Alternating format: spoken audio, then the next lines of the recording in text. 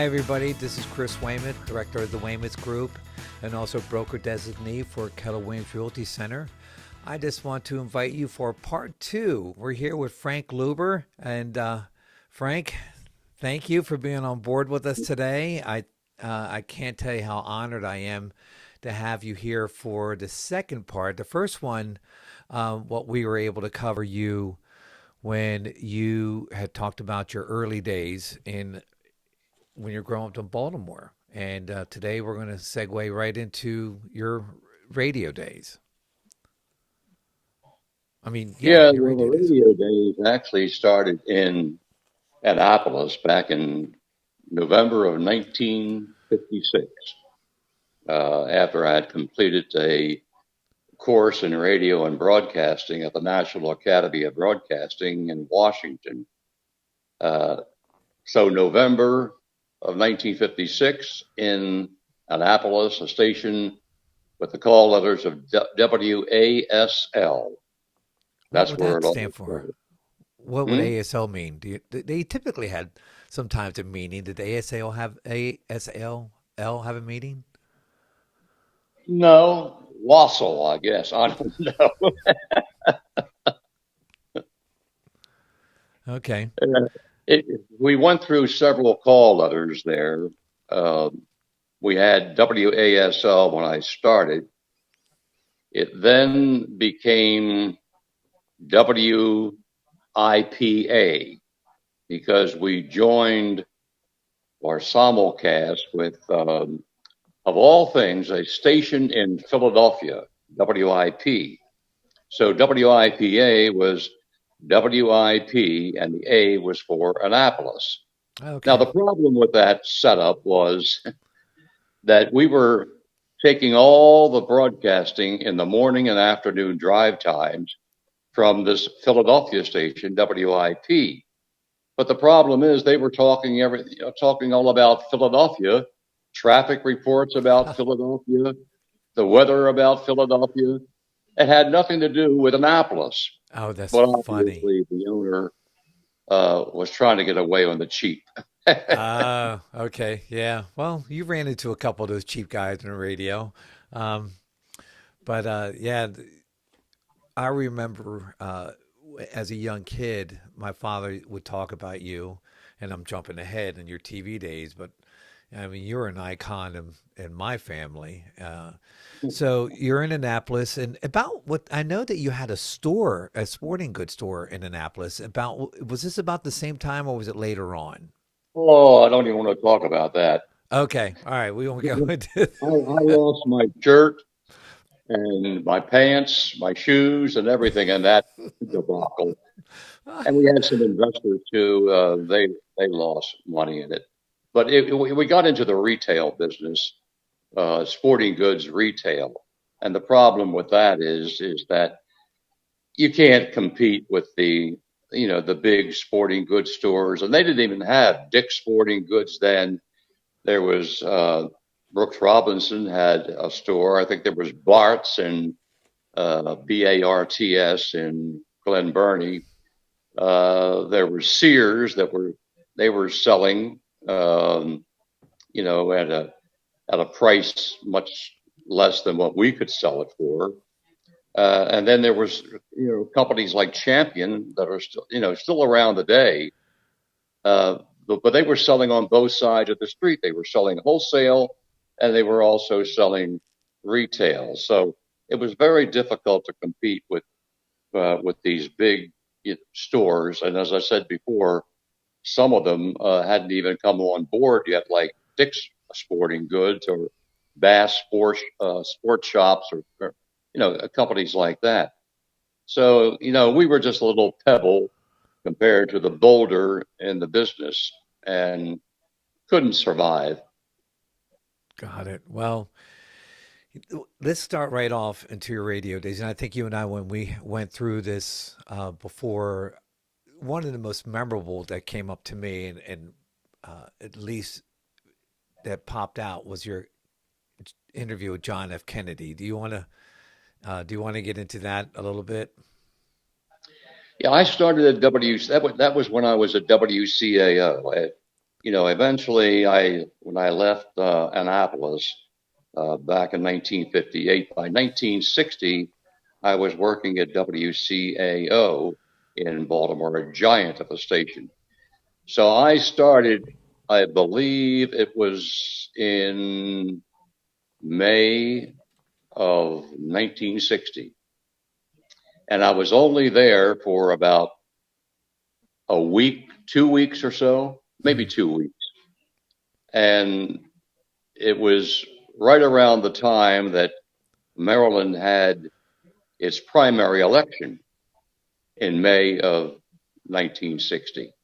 And John F. Kennedy was running for president, and I forget exactly who he was running against as far as the primary is concerned offhand.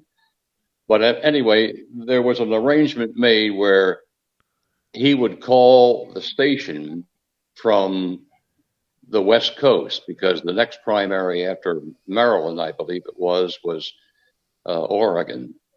So he Okay. was out on the West Coast. Well, I So know who this he was running arrangement, against. I'll give you a hint. I'm pleased as punch to be here in Maryland. Who do you remember who that was? I'll say that again. I'm pleased as punch. Wasn't it Humphrey? Hubert H. Humphrey? Wasn't he running It against could him? have been me. It might have been Humphrey. Yeah, I'm Yeah, pleased at punch. because That goes way back.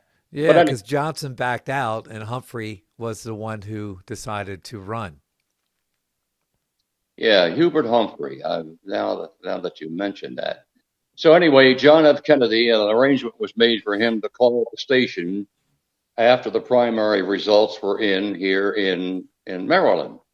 Now I'm only there. I've only been on board, like for a week or 2 weeks or something like that, and I'm doing a late night between 10 and 12 disc jockey show.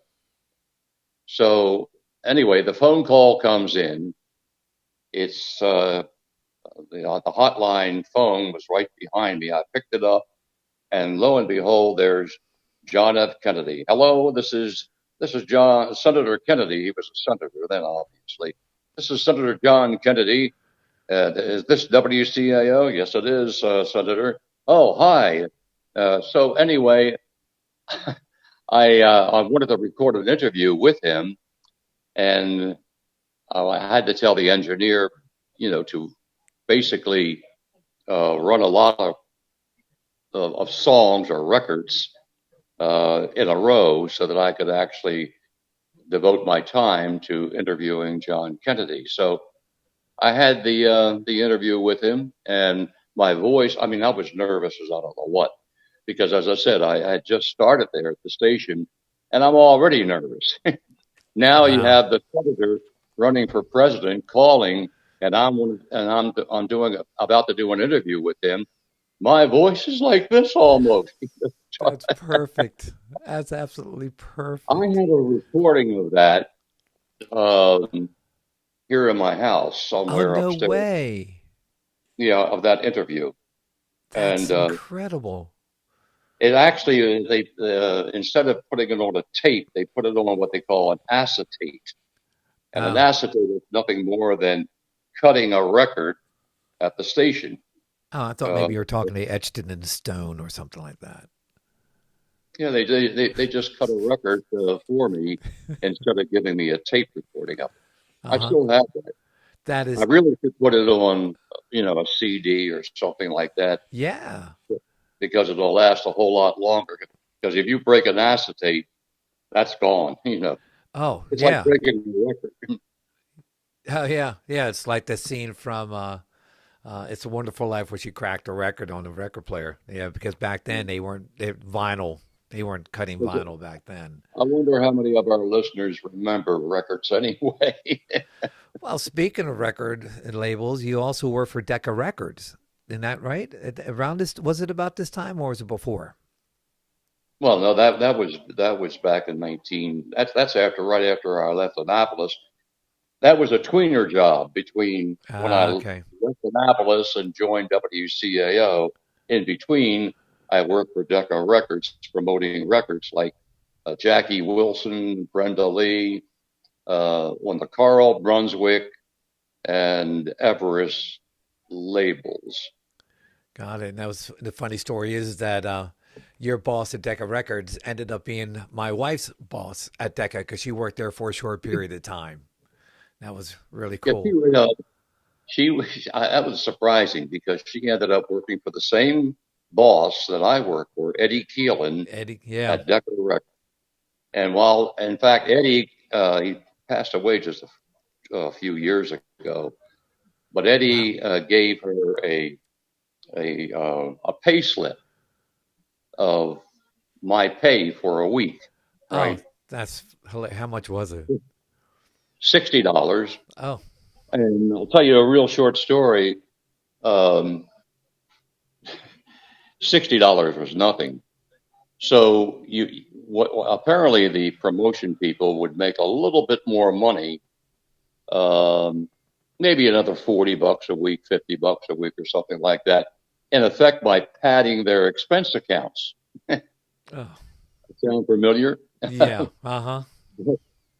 But anyway, I was trying to be truthful about the whole thing, so I submitted a voucher for uh, like $12 or something like that for gasoline, parking, things of that nature. When I submitted it to Eddie, put it on his desk. About 10 minutes later, says, I'm down the hall from him, and he yells, "Luber, Luber, get in here!" Oh my gosh, I'm going to be fired. What's going on? I go down there. He said, "What is this? What is this expense account uh, item here for $12?" I said, "Well, that's what I spent, $12." He said, "$12?" He said, "Are you kidding me?" He said, "Jack that up to about 60." Oh, So so so I had to fudge the whole thing and make it look like I spent $60. So because I would have made the other promotion people look bad. oh, wow. Well, So let's anyway, talk. apparently that was kind of commonplace, and maybe it still is today. Patty your expense account. Yeah, yeah. Well, not for the companies I worked for. They were penny pinchers. So, especially for the one I work right now, my comptroller, who's my wife, she's making sure that I'm not spending too much on expenses. Well, Well, today everything today is under the microscope. yes. Well, let's talk about right after that John F. Kennedy interview. You and I had talked about that in I guess around 1962 and a little bit before. Well, it's coming up in February. It was the anniversary of the famous speech for Martin Luther King, and that was a spectacular day in history. And You mean the Martin Luther King "I Have a Dream" speech? yeah, yeah. Oh, that was August of 1963. Oh, it was August 63. Okay. I do know that this being Black History Month right now in February, that is an iconic day for a lot of the people in the black community where Martin Luther King gave his famous speech at the steps of the Lincoln Memorial. And boy, there were people there. You had not only do you have Martin Luther King, who the headliner, who gave that I have a dream speech, but also Charlton Heston, Marlon Brando.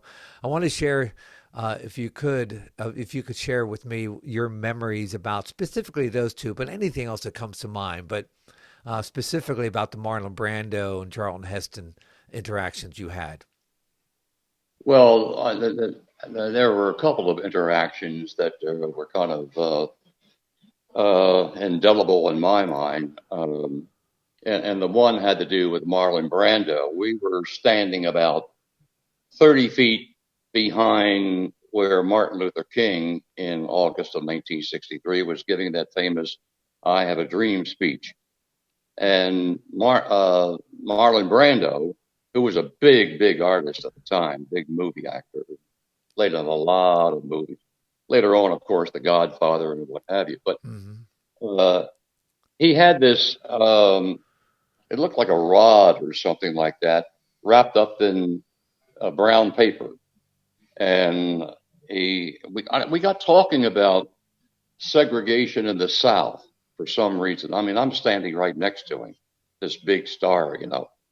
and how I don't know how we got it, talking, or how he got talking with me, or I got talking with him. Maybe it was just the mere fact that we were standing next to each other. Mm-hmm. So we started talking about segregation in the South, and he said, I don't know if you know what they do in the South, to blacks, but what they do is they take a cattle prodder, and the police department in the South, in these various cities, would use these cattle prodders, which basically shock or sting, your body, your body, if they were, attached to you in some fashion, or at least, uh, if that cattle prodder would touch your skin, it would cause a shock. Mm. That's basically it. Sad. And, Wow. and so I said, he said, let me show you what I'm talking about. Oh. And lo and behold, this rod that he had wrapped in brown paper was one of these cattle prodders. And he said, let me show you. And he said, give me your arm. And he took the cattle. I said, what are you going to do? He said, don't worry. He said, I'll just keep it on low beam. And so he put the cattle prodder on my arm, and of course I jolted. It was a little bit of a jolt there, and I backed off. And he said, "See what I mean?" I said, "Yeah." He said, "Well, Wow. it was a lot worse because I just gave you a kind of a short buzz there, Oh gosh, that's So I'm incredible. probably the only person that was ever buzzed or shot by a cattle prodder by Marlon Brando. Yeah. Wow. And so there was a plethora of stars there, along with those two, Charlton Heston, Marlon Brando. You had Jesse Jackson, another civil rights icon, who was Yeah, there. there was Jackie Robinson. I got to Mhm. talk with him, did an interview with him. Yeah, Uh, how important is that? Because he's the very first black gentleman playing Major League Baseball. I mean, so many things yeah. going on. Who else? Another memorable one was Malcolm X. Um, Oh, wow. Now, Malcolm X, he obviously wasn't invited, to uh, the "I Have a Dream" speech, that March on Washington, as they called it. By the way, about 250,000 people were in attendance that day. I was staying, I think, at the Statler Hotel up on 16th Street. I think it was called the Statler, but a big hotel up there on 16th Street. So anyway, Malcolm X was in the lobby along with some of his contemporaries, and there were a couple of reporters there, and I joined in the group and started conversing with Malcolm X, and it was kind of interesting because at that time Malcolm X was completely the opposite of Martin Luther King. Malcolm X was all into Black Power, uh, asserting yourself more or less almost along the violent lines. Uh, it gave, in fact, I think his entry into the civil rights movement, uh, I think, kind of triggered the Black Power movement, and as you know, as the result, as I said before, he was completely the opposite of Martin Luther King. Martin Luther King believed in civil disobedience, but not violence. He was a nonviolent person, but Malcolm X was almost just the opposite. Hmm. And so I remember Malcolm X saying, we got talking about the races and what have you. He says, see this cup of coffee. What color is it? I said, black. He said, right. He said, and you never put cream in it. I said, Wow. why? He said, it's white. Wow. And so that was kind of memorable. As you know, Malcolm X later on had an epiphany whereby he pretty much came around to the Martin Luther King way of civil disobedience and nonviolence, what have you, as far as advancing the civil rights movement is concerned. Mm-hmm. And I think what he did is he converted to Islam, and he went over to Mecca, and I think that's where he had his Conversion. his change of heart about things, and came back and was instrumental, I think, in a lot of ways as far as the civil rights movement. But that was toward the end, and of course that was like 1964. I think he went over there to Mecca, and by 1965, as you know, he apparently, because of his newfound views regarding civil rights, he was assassinated. Mm-hmm. Because he wasn't carrying the bucket anymore. 1965, I believe it was. Right. Yeah, that's amazing. So, and about this time, then you started seeing the riots come out. Now, was the Baltimore riots first, or did you and I talked about the riots that were in Cambridge, or was it Salisbury or Cambridge? Well, the riots in Cambridge were, back in that same period of time, 1963, and I believe there were more riots in subsequent years, 1964. Mm-hmm. Yeah, there was H. Rap Brown. I mean, he was in Cambridge during that period of time. The Maryland National Guard was called out in Cambridge. There were other demonstrations down in Princess Anne, Maryland. So the Eastern Shore, I know for a fact in 1963, I was in Cambridge for at least a couple of weeks or so, and it was pretty tense there. I remember in 1963 we were there, and I had just bought a brand new station wagon. Oh. In 1963, Ford Country Squire station wagon, beautiful station wagon. Uh-huh. And I parked it on the street, Race Street of all names, because here we are covering a racial problem. And where do we end up? On Race Street in Cambridge. So I parked my car like in the middle of Race Street, and on one end are the black demonstrators, on the other end is the Maryland National Guard, and they kind of start marching toward each other. And there's my car right in the middle. I'm thinking, Oh my goodness, it's a brand new car. What's going to happen? Well, as it turns out, there was no violence or anything of that nature. Everybody liked your car. They didn't want to talk to you. Yeah, and the car was untouched. But I thought, if all hell breaks loose, there goes my car. That's amazing. So in addition, and of course, then there were other demonstrations and what have you, and there were some burnings in Cambridge, houses and businesses and what have you that were burned.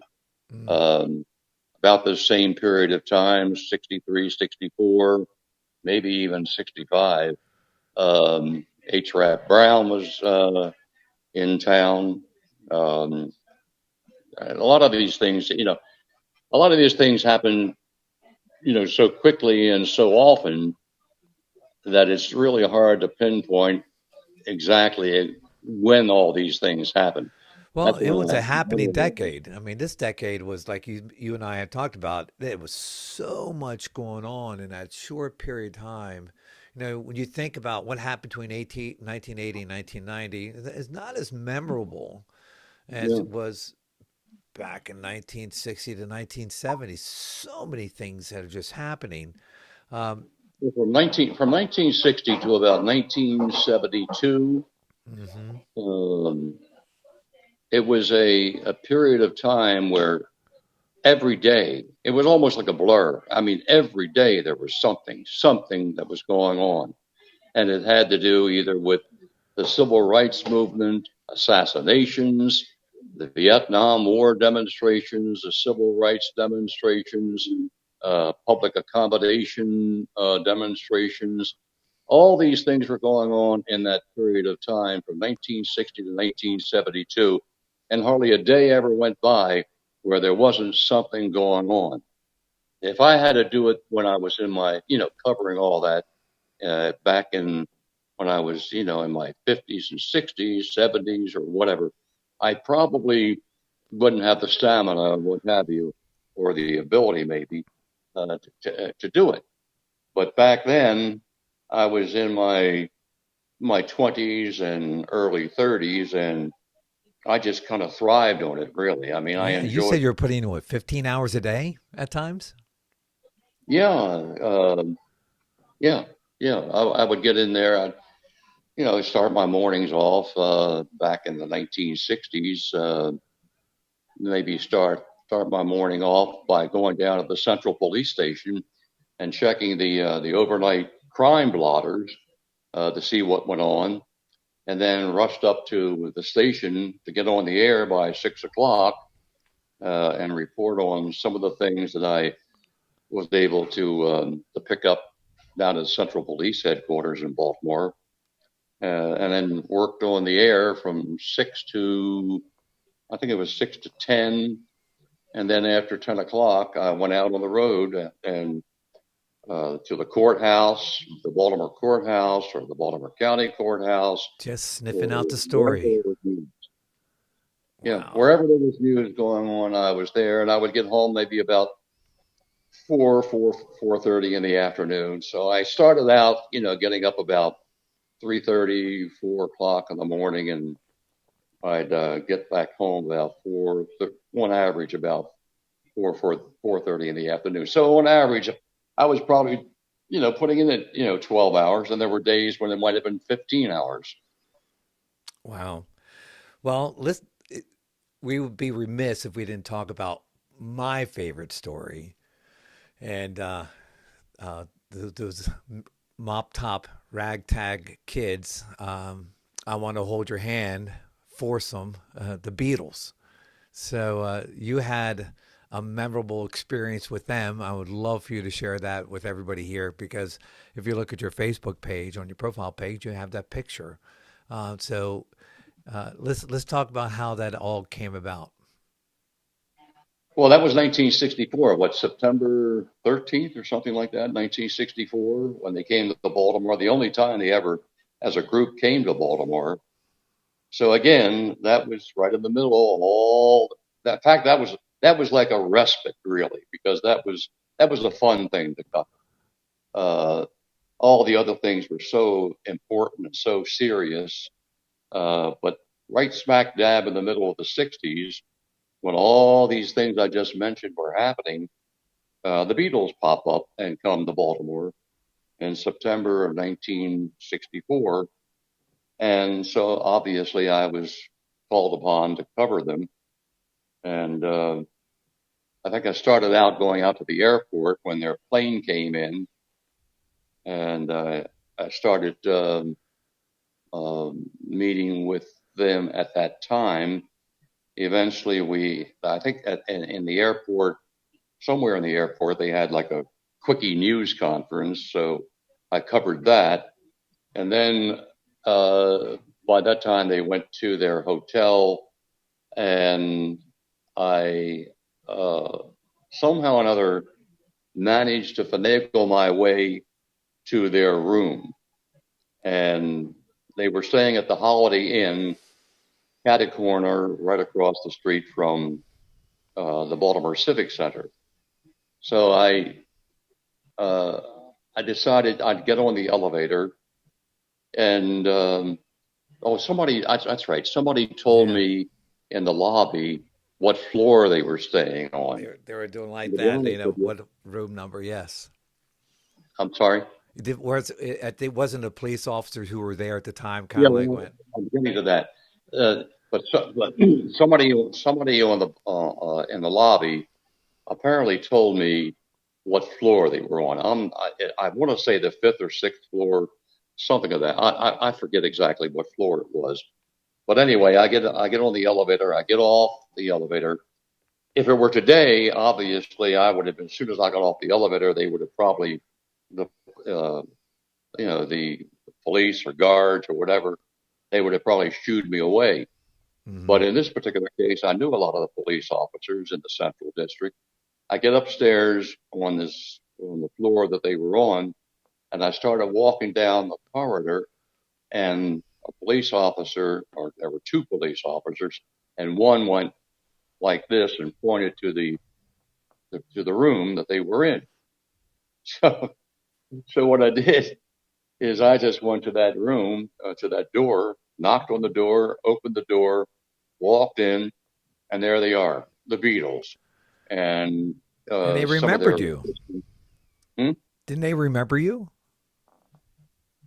Did the Beatles remember me? Yeah, I thought they remembered you from the airport when you were at when the airport Oh, at the Friendship Inn at the time, or Friendship Inn, I, Friendship I know Airport. Ringo Starr did, because Ringo I was actually walking with on the tarmac out there at I guess it was a Friendship Airport Friendship then? Airport. Yeah, it was Yeah. Friendship Airport. It Yeah. was Friendship. So yeah, so he recognized me. Uh, but nobody said, you got to get out of here. You're off limits or anything like that. Today it would be completely different.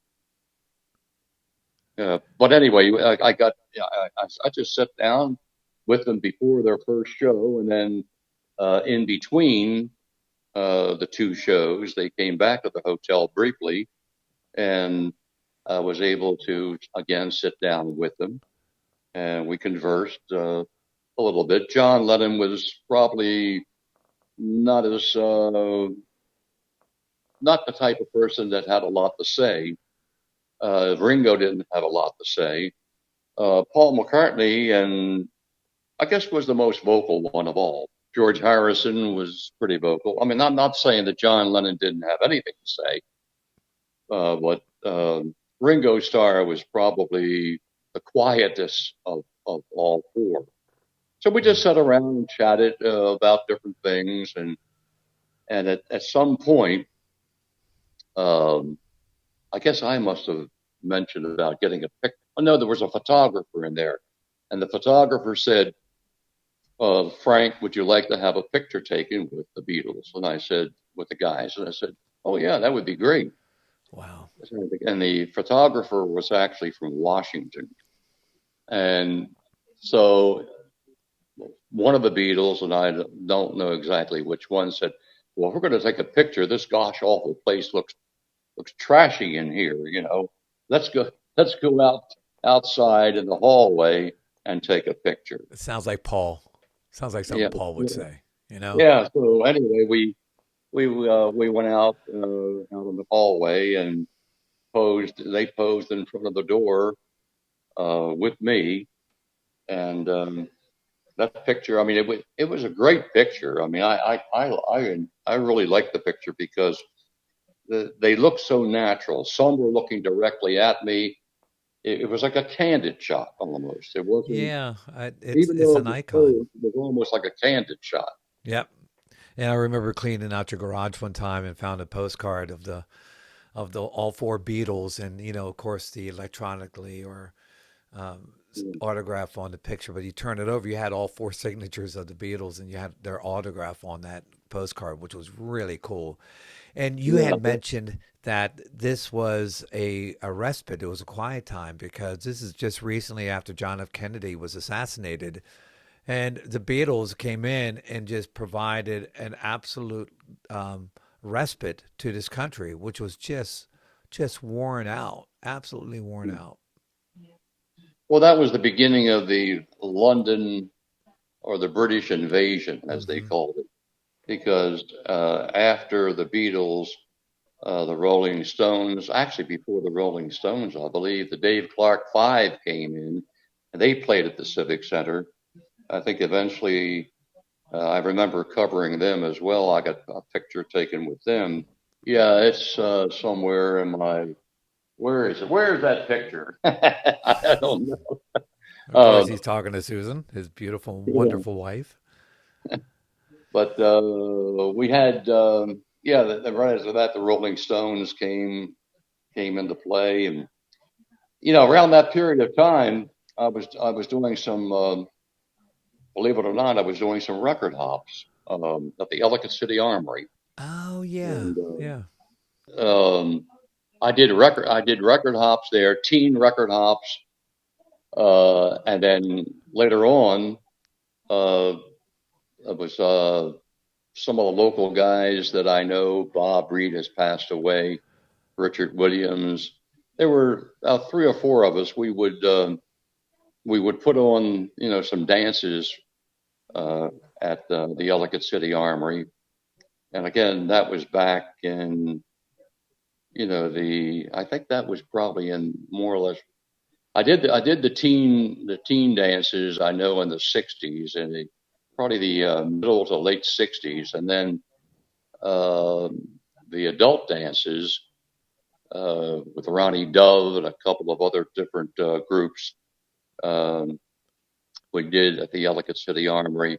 That was probably more like in the '70s. Well, one of the things also that I wanted to bring up with you because you, besides the the personalities of the '60s and the '70s and the combination of the riots and everything else like that, and now we're getting into the late '60s. You were then very much engrossed into the Vietnam riots and different things like that, and Well, they so weren't riots. There were demonstrations, there were yes, yeah, there were demonstrations. some. They were mostly demonstrations. They got a little bit testy at times. There were arrests and what have you, but it wasn't like the riots that you see, like you saw what a year or two ago out on the Hmm. West Coast in some of the major cities. Nothing like that, where houses were burned down and businesses were burned down, but there were constant Vietnam anti-war demonstrations, Hmm. all about the Vietnam War, and that was probably in the early '70s. And to be honest with you, I think that those demonstrations uh, had a tremendous impact on ending the war in Vietnam. Oh, they sure did. Yeah. Yeah, and also had a tremendous impact on Lyndon Johnson's decision not to run for reelection again. Hmm. So, Very, very turbulent era during those times. Also in the late '60s and in the '70s, of course, you had the assassination of Robert Kennedy, which was just absolutely stunning, and then after that, Martin Luther King, his assassination in the late '60s, and then you invite this new administration to come in. Um, that came in, and that was Richard Nixon, and he had a very famous Marylander vice president that you knew as well, Mr. Spiro. yeah, Spiro Agnew. Yeah. Uh, yeah, that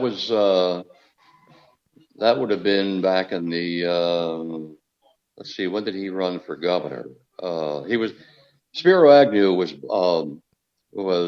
a Baltimore County executive, and he would I would call him a lot when I was working at WCAO, and many times we just chatted on the phone about different things, and we got to know each other, and he would listen to the station a lot, and eventually we got to know each other so well that when he decided to run for governor, which trying to figure out what year that was. That was in 19.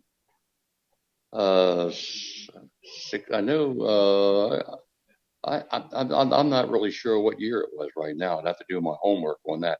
But anyway, when he ran for governor, decided to run for governor, he actually asked me if I would consider being his press secretary if he won the election.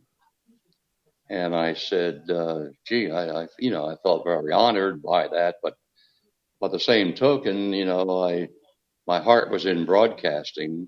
I wasn't even thinking about television at the time, but in radio. And he said, well, look, he said, think about it, sleep on it, and get back to me. So I thought about it for a night or two and got back to him, and I kind of turned down the offer. I told him, I said I was, honored again by him considering me, but at the same time, my heart was really into pursuing my radio career. But when you look back at it, it was probably a good decision that I Oh made. yeah. What did they finally catch him on? What was his did it have something to do with the horse racing commission or something like that? Yeah, it was. I forget the scandal now. There was. Oh, that's another thing. There were so many political scandals going on at that time. There was Spiro Agnew. There was Professor Dale Marvin Anderson, Mandel. Joe Walton, Robert Bauman. I mean, you name it. I mean, A. Gordon Boone was the Speaker of the House. There was a scandal involving him.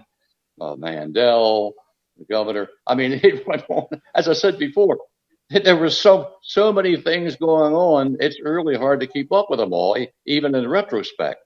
Yeah, well, think about the proximity Maryland had to D.C. So it just bled right on over.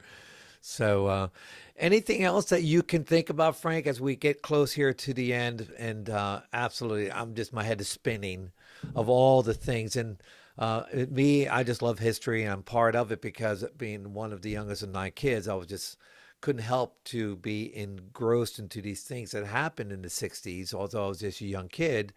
My father was very much involved with it, and as a Kennedy Democrat, and the rest of our family. So very memorable times for me because I paid attention, even though I was a young kid. Is there anything that comes up to mind that we haven't touched on that was very memorable during this decade? Well, I'm sure there are many things. As I said before, probably too numerous to even try to recall. I mean, you'd almost have to do a chronological type of analysis, and when people would read what all the things that went on, read about all the things that went on during that period of time, as I said before, from 1960 until the early 70s, it was like it was just unbelievable the number of different newsworthy events that were occurring at that time. And just in summation, I mean, just think of it. You had the civil rights demonstrations, you had the anti-war demonstrations. There were also public accommodation demonstrations because there was a time, really, we never even mentioned this, but blacks couldn't even go to a restaurant in the early 1970s. Yeah. I mean, 1960s in Baltimore. So they had these demonstrations regarding, public accommodations. Oh, the So, characters we had back then, like the George Wallaces of those days, and that were on the political stage, which today they wouldn't even get a hint, or they would be ridiculed immediately. It would be taken out, tarred and feathered on a rail. And but think about those three very prominent assassinations of Kennedys, the two Kennedys and Martin Luther King. I mean, you had a front row seat to all this. You had the two Kennedys, John Kennedy and Bobby Kennedy. You had Martin Luther King, and then you had Malcolm X. Mm-hmm. All four of them assassinated within a very short period of time. Then you had these demonstrations, as I mentioned before, the civil rights demonstrations, the public accommodations demonstrations. the anti-Vietnam War demonstrations. It just, there were, you know, demonstrations, Yeah. And demonstrations du jour. yeah, and you and your Ford station wagon had a front row seat to all this, so that's pretty funny. Yeah. So, But so as I said before, I mean, every day you woke up, there was something new. And you know, when you think about it, even today, I think we're going through a similar period now, starting like maybe a few years ago, um, about 3 years ago, 3 or 4 years ago. Starting then and up till now, uh, I think we're going through the same kind of period that we've referenced here, that I experienced back in 1960 up into the early 1970s. Same thing happening. yeah, you sense the same kind of division going on, and yeah, Yeah. yeah. So it's Yeah. absolutely it's sad to see the division going on in this, not only in this country but in also in the world. So, well, this will conclude this one here, Frank. I thank you so much for making yourself available and getting through our technical difficulties we had here in the beginning. But I really, really do appreciate you being part of this. Again, we're chronicling this. If you haven't seen the first one, our audience is there. We did one with Frank and his early years in Baltimore, and so we, try to touch as much as we can into his early radio days. And our next one is going to be when Frank launches into TV, because of your uh, tenacity, because of your experience, and because of your success, you had TV stations coming after you, and you ended up going with WJZ TV as a reporter, then eventually a weekend anchor, right? Yeah, pretty much. Yeah, Yeah. I started out, as a field reporter, and then ended up anchoring the weekends, and once in a while, actually would substitute for Jerry Turner or Al Oh, Sanders. like Uh, icons. Yeah, legendary icons. yeah. Yeah, So I remember you. I we can remember you talk coming about over that to for a dinner of minute. our house, and my father would be like this, looking at you, like, "Oh, it's Frank." Oh, so well, thank you, everybody. So, Frank, I'm going to say goodbye to you, and then I'm going to say to everybody else, thank you so much for being a part of this program. And I'm Chris Weymouth, director of the Weymouth Group at Keller Williams Realty Center, and I really appreciate you tuning in.